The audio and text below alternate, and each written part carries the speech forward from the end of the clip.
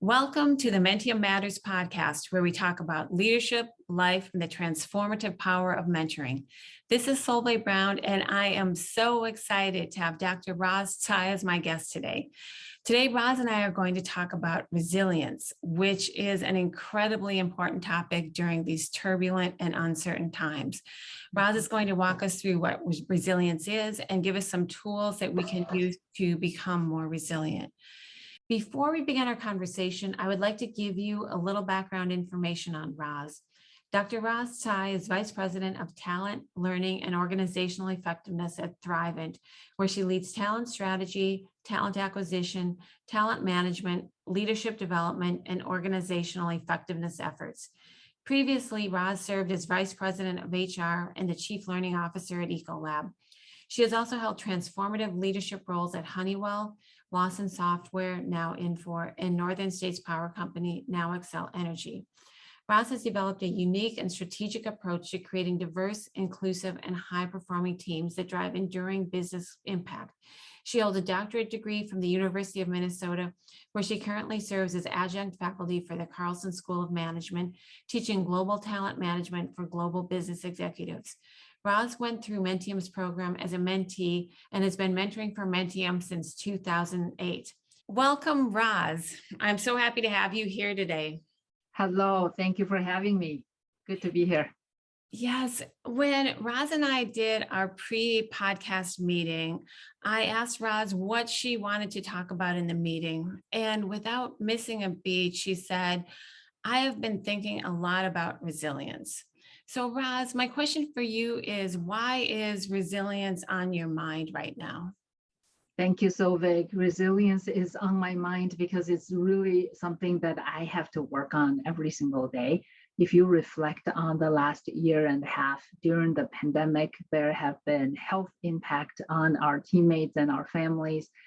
Certainly disruptions in career, social, political, environmental, and economic situations, all front and center to us throughout this period. What I saw recently is the latest Labor Department report shows that 4.3 Americans quit their jobs in the month of August alone, which is the highest number since December 2000. And then during the pandemic, women have experienced burnout at even a higher rate. I saw McKinsey's Women in the Workplace report recently that shows that the pandemic continues to take a toll on employees, with 1 in 3 women saying that they have considered downshifting their career or leaving the workforce altogether. So as a talent leader in a Fortune 500 company, this is certainly of concern.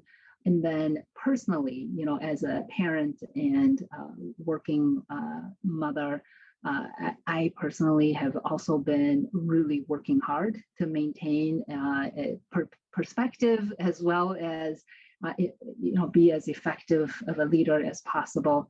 We're also going through transformation in a very bold and strategic way. So that, on top of the day-to-day challenges that we're dealing with, I think really does present the question for us on a day-to-day basis of what does it take to maintain resilience and show up as the best leader that we can. Yeah. So Roz, what does resilience mean to you? Can you describe what it is and what exactly it all entails? I think, you and I talked about this. Nobody in the world would say, but boy, Roz is the expert on resilience. But, it's a very personal topic right now. I think, if you look at how psychologists might describe resilience, they typically refer to the process of adapting to adversity, significant sources of stress and so on. And that's certainly been the case for all of us. And, personally, I tend to also think about resilience as our capacity to recover quickly from difficulty. Maybe it's about, toughness but more importantly to me, resilience also speaks to the inner confidence that we have that we can, in spite of obstacles, start again, armed with more wisdom from each setback.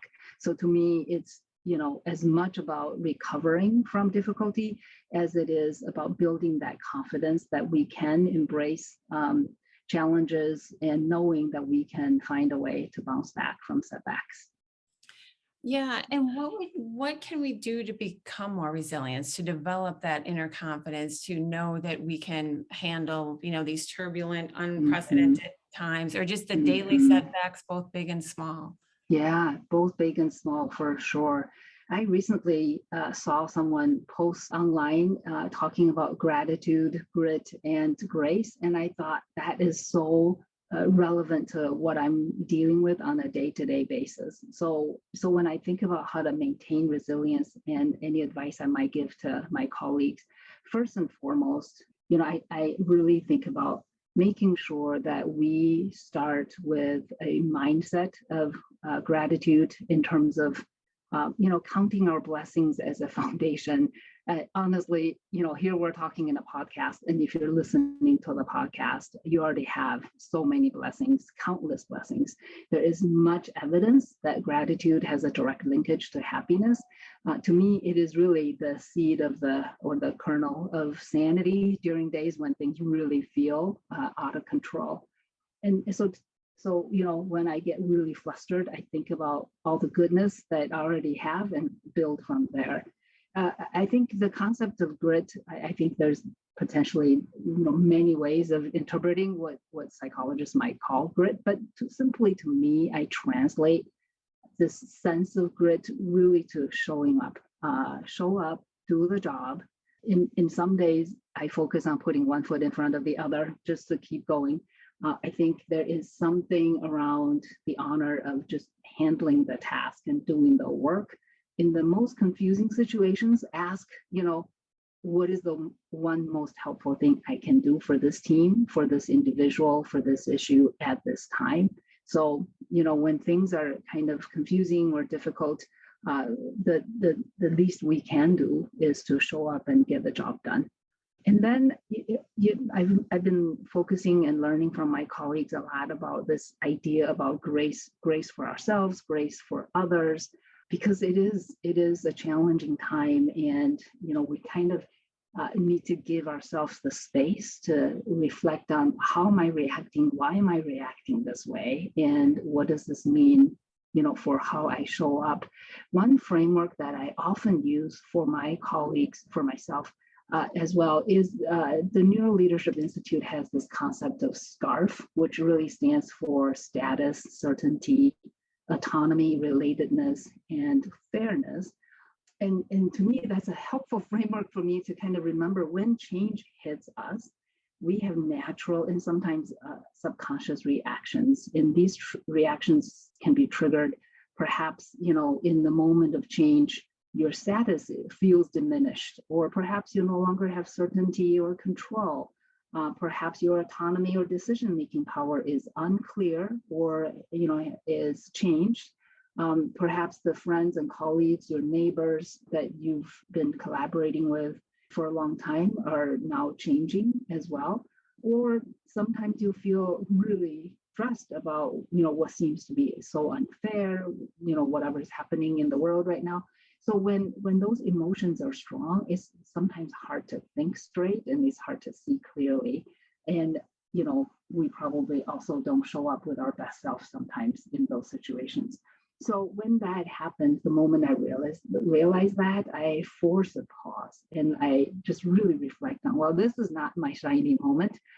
What can I do to step beyond this? So that moment of just pause and reframing is really helpful to accept the fact that, we can't always be the most perfect example of leadership, and offer a little bit of self-compassion during this very difficult time. Sometimes I say, boy, a better version of me better show up soon. And it might look like, I just have to take a pause and say, okay, I'm just going to focus on something simple that I can control, preparing a meal for the family, or even a simple note to acknowledge day, take the dog out for one more walk and things like that. Just kind of gives me that pause to kind of come back at the issue, in a more settled way. To me, this is a new lever of self-compassion that I've resorted to very frequently during the pandemic months. And, the one thing that I would remind a lot of colleagues and friends, I see this, that we have to be careful how we talk to ourselves. That voice in our own head sometimes is not our best friend. It often feels far harsher on ourselves than, the way we would talk to our best friend or family member. That's the voice that often attacks, like, what were you thinking? How could you be so confused, right? Why did you not anticipate these issues and things like that? So there's actually a concept about talking to ourselves in the third person. So instead of saying, how could you possibly do this? Or what can you possibly do about this? That voice could be reframed as a friend to say, what might Roz be able to do as a first step? So I find that sense of a little bit of distance, going from, oh, you better not be late, to Roz, don't be late, right? So just framing that a little bit different kind of gives that little distance so that we could give advice to ourselves as if we're talking to our best friend. So this is where I find that I have to master my own self-talk in order to master my response to what's going on.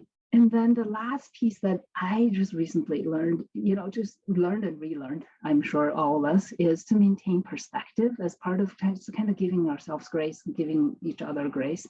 That, in such difficult times, I've had lots of conversations with colleagues and friends about making some difficult decisions. And I always say, don't make sudden decisions, don't make sudden moves. Because it is such a difficult time right now, and the world is going through lots of turbulent changes. We recently lost former Secretary of State Colin Powell, and he was an inspiring leader for many.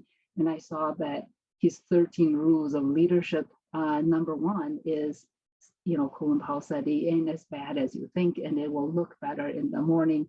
So I kind of really resonate with that and trying to encourage myself and everyone around me to kind of maintain perspective and not overreact to what's happening right now. Oh, that is great advice and perspective. I love the 3 Gs: gratitude, grit, grace. Remembering to be grateful every day, that grit of putting one step foot in front of the other, no matter what, that you can do it, and the grace, because I think we've all experienced those moments where we are not showing up as our best selves, and to just give yourself that grace, like, it's okay. I'm doing the best I can in this moment. Maybe tomorrow I will have more better moments. And then also realize that everyone needs that grace. I really like what you said too, and changing that mindset. And I found what you said about kind of how you talk to yourself is also such a great reminder, because a lot of times your own, inner critic, if you will, kind of gets under your radar, and, you just think, oh man, but it's like, start listening to your own self-talk, and you just, would I talk to a friend like that? Or the advice of saying, maybe shift it to the third person, and then that gives you that distance a little bit. Those are all great ideas, as is the SCARF acronym. Oh, Roz, yeah, there's so many things that people can do each day. And I like also what you said about focusing on what you can control in a specific moment, when all of a sudden you're feeling a little bit overwhelmed, or like there's just so much going on in your family, work, or the world. What is one thing you can do that you can control in that moment? Yeah. So related to just kind of building that sense of gratitude and just counting our own blessings, we have really focused on activating for generosity, activating for a random act of kindness. Many of my colleagues have been intentional about, even in the virtual world, to reach out and provide support in any number of formats. Because there is so much evidence actually to kind of link giving and generosity to a sense of well-being and happiness. So volunteer, even when it's, outside of what you normally can do during this challenging time. And it doesn't need to be very complex. It could be as simple as asking someone how they're doing. It could be as simple as making introductions for colleagues. It could be as simple as checking in on our neighbors or the organizations where we, have causes we care about. So I find that kind of channeling a lot of that energy towards generosity also kind of fuels us in terms of a sense of gratitude for the goodness that we have to build on. Oh, definitely. And I've heard so many people talk about feeling isolated, especially now being remote or not necessarily knowing their neighbors. So that's also just a good reminder to take that extra step Right. virtually, because some of those practices aren't as natural as they used to be because you're not just Right. running into the person. And Exactly. so I think that, using that generosity and reaching out as well is just such Mhm. a great reminder that everyone would love to, have someone check on them or just make sure they're going okay, or just say hi, let's just catch up or call Right. something like. Yeah. Yeah. Exactly. So Very Roz, important. what can leaders do to foster resilience in their team and in their community? Mhm. There is so much. There is so much we can do. In fact, just kind of during this time, reflecting on how I show up as a leader and how leaders need to lead during challenging times.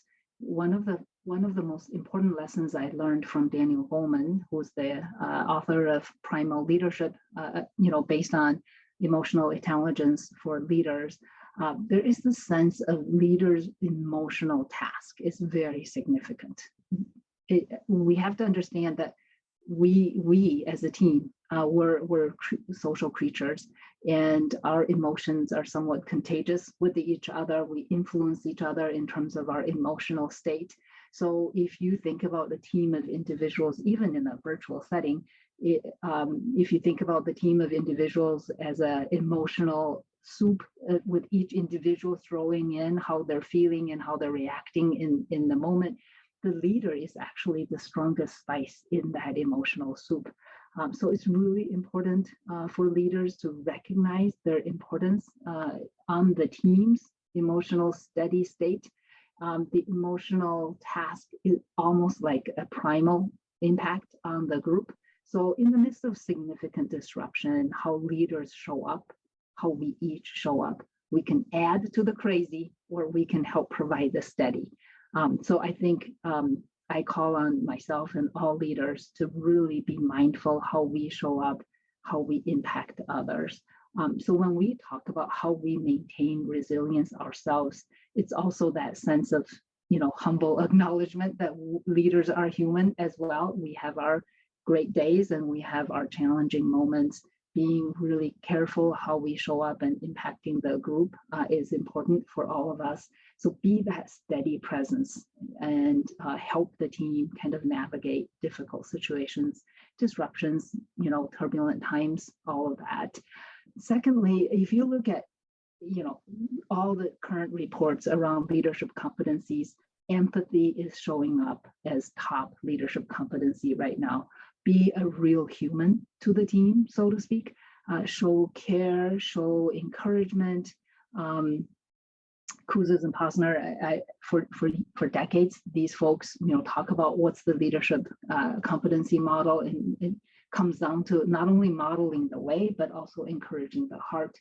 And there's no more important time than now to really connect at a human level with our teams, practice empathy, in simple gestures, a simple question of how are you, a simple small gesture of let's take 5 minutes just to stretch and kind of get some oxygen, and come back to this issue.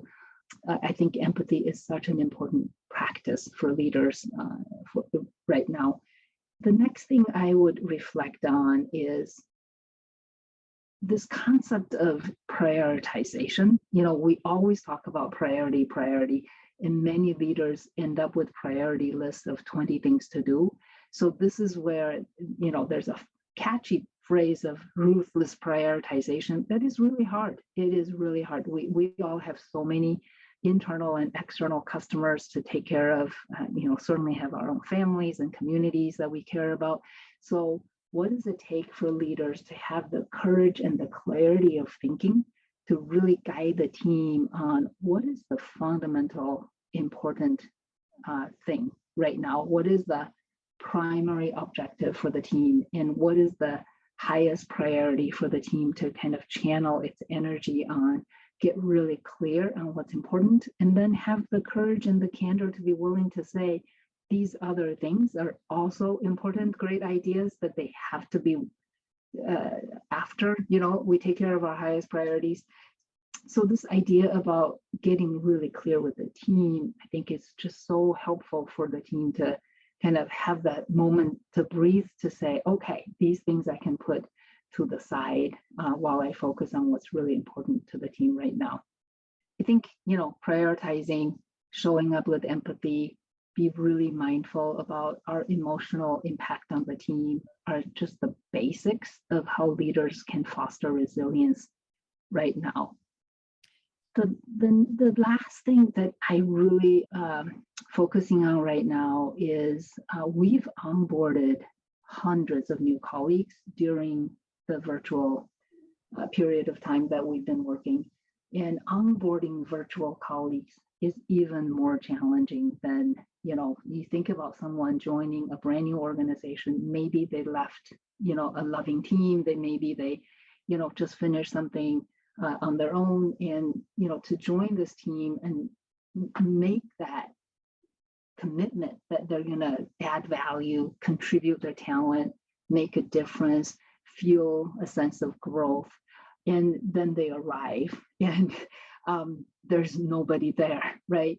So I think this idea about being very focused on inclusive leadership is so important right now. We are, going extra steps to make sure that every new hire, has all of their technology set up and functioning well. We make sure that they have onboarding plans and onboarding partners, all of these things that we try to coach our leaders on to make sure that every new hire has a success onboarding kind of a journey planned for them is so important. And at the same time, once you bring the talent to the team, how do we make sure that everyone has that sense of shared purpose, has that sense of psychological safety, so that we could each bring all of the gifts that we bring to the team and let the diversity actually work its magic. So I think this moment of heightened awareness about psychological safety for the team in a virtual and hybrid environment, this sense of how leaders can show up in a intentionally inclusive way so that our teams can indeed flourish and become a cohesive whole. Yeah, that is great advice for leadership of the importance of all those things, like the emotional aspect of it. I like that metaphor that the leader's emotion is the strongest spice in the soup. And we've all had those experiences where you can be with leaders that make you feel energized or make you feel safe or make you feel valued and heard. And Exactly. then you've been with leaders where you don't necessarily, their emotions don't come through. And I think what you said about now being so important to have that empathy, to be Right. like, I'm experiencing these things too. So people don't Yeah. feel like, oh, am I the only one? Right. And then the prioritization, because there are so many things calling for our attention right now. So that's Right. nice to have that leadership focus of this is the big priority. And then I love what you said about the intentionality of onboarding new people to work, because I can't imagine how intimidating that would be to be like, I'm starting this new job and it's virtual. Right. Just, not knowing people, how do you meet people? And so it sounds like you've kind of figured out a really great process to make people feel welcome and to make those connections that would be more easy in a, in-person environment. Right. Yeah. And I think, you said it, this is an opportunity for us, all of us, so it's a challenge, but it's also calling on us to bring out the best effort within us to really welcome each colleague to the team over and over. And I love, at one point, Satya Nadella, who's the CEO of Microsoft, actually had a really profound statement that stayed with me for a long time, which is people go where they're invited and they stay where they feel welcome. Oh my goodness. That is, in the hybrid environment, when there are so many transformative efforts going on and so much disruption in society overall, it's that much more important that we not only invite colleagues to the team, but we make them feel welcome and an important part of making contributions. yes. Oh, I love that. People go where they're invited and stay where they feel welcome. That just sums it up Mhm, right there. And it's such a good mhm. guiding principle, especially for onboarding. Yeah, yeah. Roz, thank you so much for talking about this important and timely topic today. I appreciate your perspective, that we all need to give ourselves a little grace right now, especially on those days when we're overwhelmed or just aren't able to show up as our best self. Thank you for your optimism and for the excellent suggestions of things, we can personally do and things you can do as a leader to foster resilience. Roz and I are going to continue this discussion on resilience in part 2 of this podcast, where we will talk about career resilience and what that looks like. Roz will offer some excellent advice for how to think about and plan career roadmaps in the world of remote work and disruption. Thank you all for listening to this episode of the Mentium Matters podcast. I look forward to having you back next week for my continued discussion with Dr. Roz Tsai. You will not want to miss this episode.